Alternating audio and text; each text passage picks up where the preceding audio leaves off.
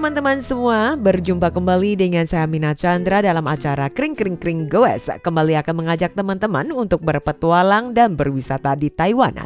Semoga saja informasi yang Mina bagikan di acara Goes juga bisa menghibur hati teman-teman. Nah, kira-kira liburan akhir pekan atau pada saat liburan mau kemana? Nah, khususnya bagi teman-teman yang berdomisili di bagian utara, Taipei dan New Taipei sekitarnya, memang sangat mudah sekali kita bisa melakukan perjalanan untuk setengah hari atau 1 hari. Atau bahkan dalam 1 hari ada beberapa objek wisata yang bisa kita jangkau. Nah, tentunya bakal sangat menyenangkan. Dan melanjutkan informasi pekan lalu, masih ada banyak objek wisata yang menarik di Taipei dan New Taipei atau juga sekitarnya karena kondisi moda transportasi umum yang sangat mudah dijangkau dan sangat praktis sehingga teman-teman dengan mudah 1 hari bisa pergi ke beberapa tempat. Dan kita lanjutkan lagi untuk beberapa objek wisata yang ada di Taipei ya. Nah, kali ini Amina mengajak teman-teman yang ke satu objek wisata tempat yang tidak asing lagi, yaitu Balai Peringatan Nasional Chiang Kai-shek.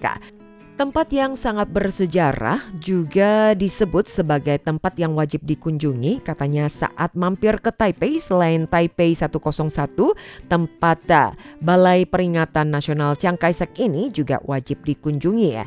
Dan selain dari bangunan tersebut, di lokasi yang ada dengan halaman yang sangat luas yang kerap kali dijadikan sebagai tempat untuk berkonser atau anak-anak muda untuk latihan, jadi teman-teman bisa mendapatkan pertunjukan seni secara gratis ya, sangat menyenangkan sekali ya.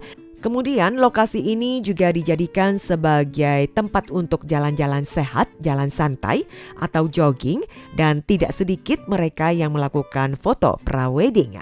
Untuk menjangkau ke lokasi ini bisa naik bus umum atau naik MRT turun di stasiun Balai Peringatan Chiang Kai-shek. Dan berikutnya Amina akan berbagi objek wisata yang lainnya adalah National Taiwan Science Education Center atau bisa kita sebut sebagai Pusat Pendidikan Sains Nasional Taiwan ya, di mana pusat ini berpegang pada filosofi belajar sambil bertindak, membuat sains mudah diakses melalui instalasi interaktif dan desain pengalaman yang memungkinkan anak-anak maupun orang dewasa ikut berinteraksi atau berpartisipasi. Dan tempat ini juga terdapat pameran permanennya yang mencakup ilmu hayati, fisika, lingkungan bumi, dan pusat ini secara teratur yang juga menyelenggarakan pameran khusus dan kegiatan sains, dan menjadikan pusat ini sebagai akhir pekan tempat wisata yang cukup populer bagi wisata keluarga dan sangat ideal sekali bagi yang suka berpetualang atau bereksplorasi, dan setidaknya memerlukan waktu setengah hari sudah cukup untuk jalan-jalan di Pusat Pendidikan Sains Nasional Taiwan. Oke, selanjutnya Amina mengajak bagi teman-teman yang suka menikmati panorama bunga, yaitu Taman Kediaman Selin yang merupakan tempat kediaman mendiang Presiden Chiang Kai-shek.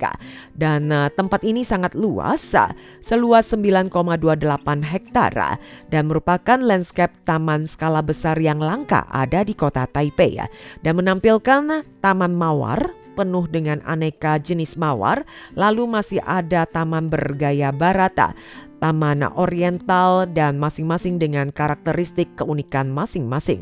Dan di Taman Mawar sendiri terdapat hampir 100 varietas mawar yang dipertontonkan pada saat musim semi, dan masih ada pameran krisan dan tulip yang biasanya juga berlangsung di akhir tahun, dan tempat ini juga menjadi daya tarik populer pada saat menggelar pameran-pameran bunga tersebut.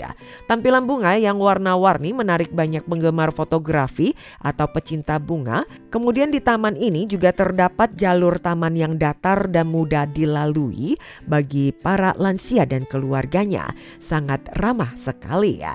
Oke, untuk menjangkau ke lokasi ini juga bisa naik bus umum atau juga naik ke MRT, turun di stasiun MRT Selin.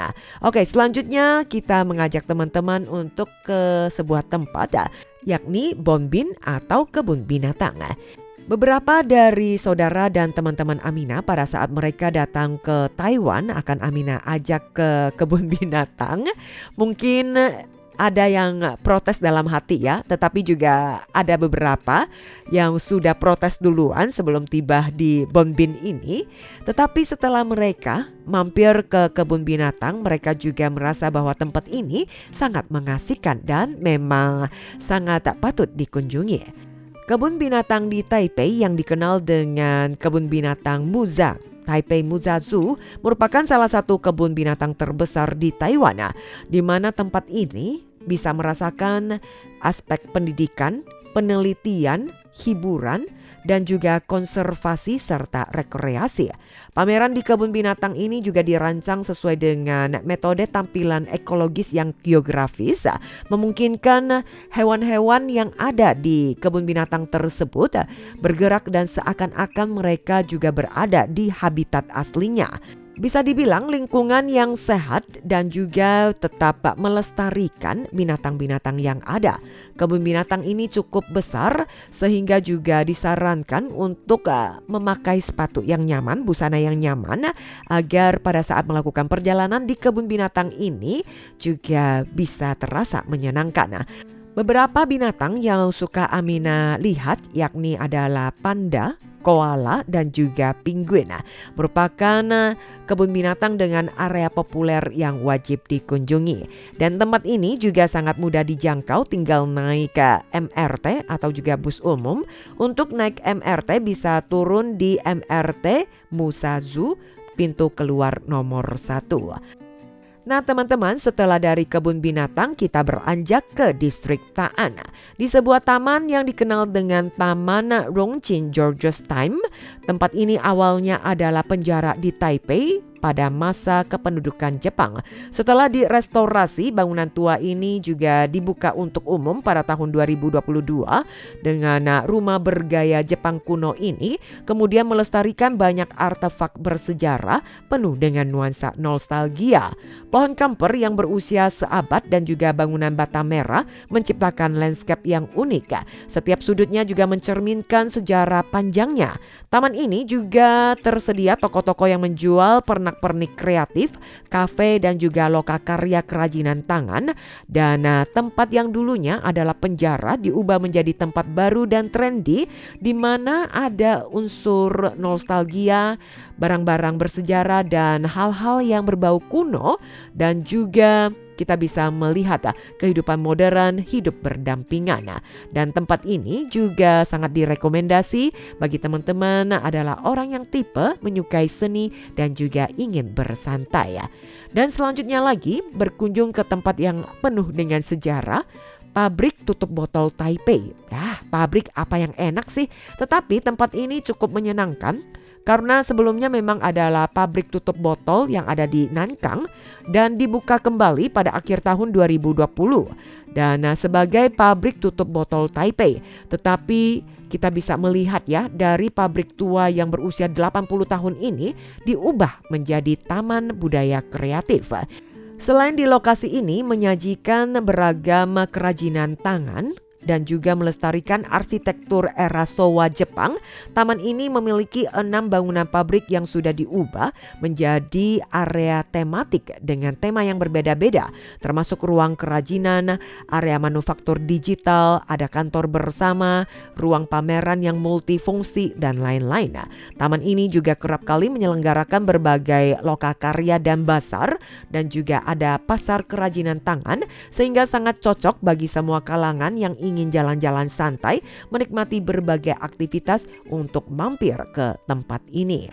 Selanjutnya juga ada sebuah tempat yang cukup menyenangkan bagi mereka yang suka membaca buku atau tempat-tempat perbelanjaan ya, yaitu Nokzongtai Lifestyle, di mana terletak di distrik Chongsan, sangat dekat dengan stasiun MRT Qiannan Road dan menjadi pusat perbelanjaan yang berukuran medium, menampung banyak sekali merek-merek internasional dari Satsuya Bookstore, Aurora Ice Ring, dan kemudian restoran berbintang bisa ada di tempat ini ya.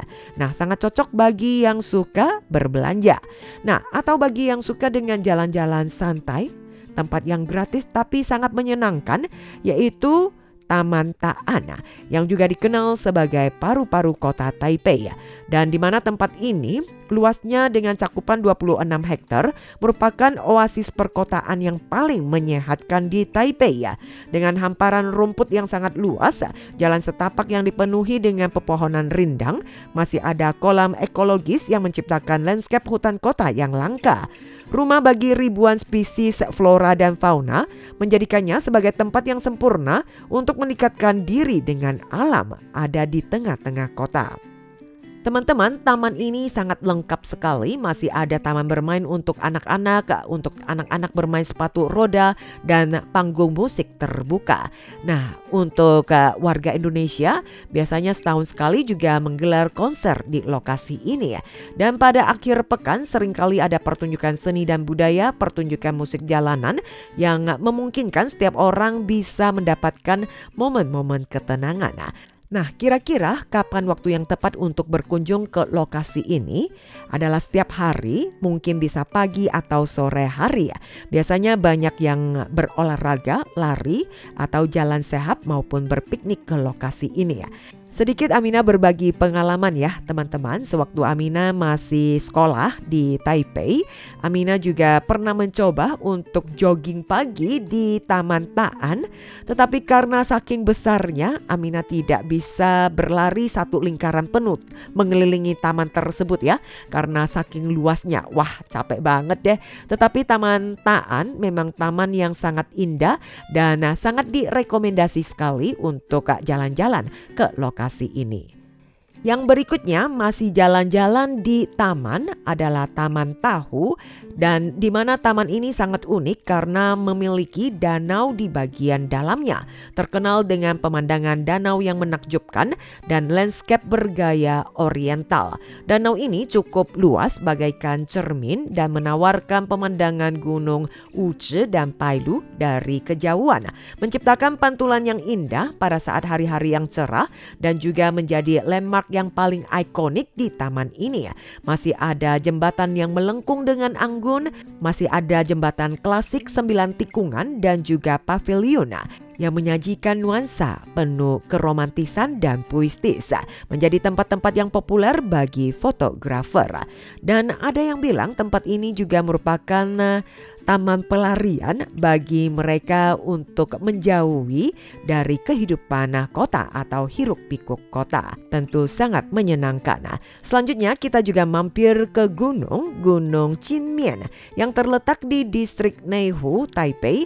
Gunung Qinmian atau bisa diterjemahkan secara harafiah adalah wajah emas, mendapatkan nama dari kandungan batunya yang berkilau di bawah sinar matahari, seakan-akan adalah batu emas. Gunung ini juga dikenal sebagai Qiantao Shishan dan karena batu raksasa di atas puncak tersebut menyerupai paruh burung yang berada di ketinggian 258 meter di atas permukaan laut.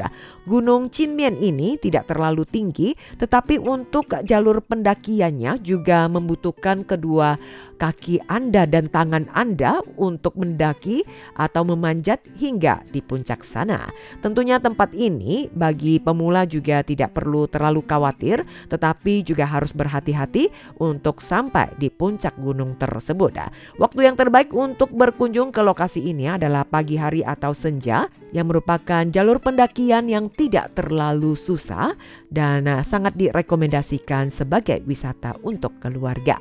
Dan berikutnya lagi kita kembali ke kota di distrik Kongguan, yaitu Museum Air, di mana tempat ini juga merupakan objek wisata yang ramah keluarga yang langka ada di Taipei, yang menggabungkan situs bersejarah dengan taman air.